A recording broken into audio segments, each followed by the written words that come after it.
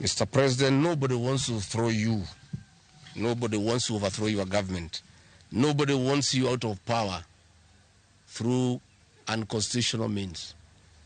Mr. President, I and the people we work with are on record. We want to remove you from State House through the ballot in 2027. This narrative you are creating that there is an attempt to overthrow your government is for you to have the opportunity to use the Terrorism Act to profile communities and to persecute leaders who are opposed to your administration. Please relax. We want you to serve your one term.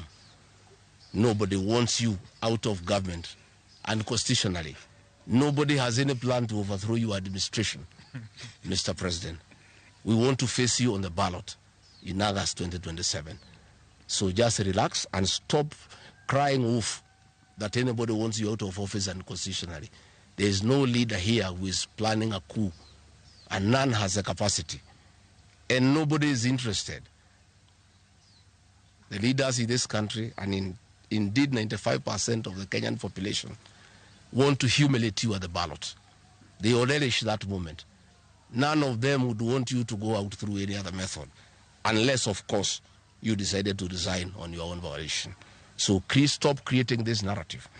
This narrative is to enable you to use anti-terrorism law to persecute leaders and to persecute the Kikuyu community.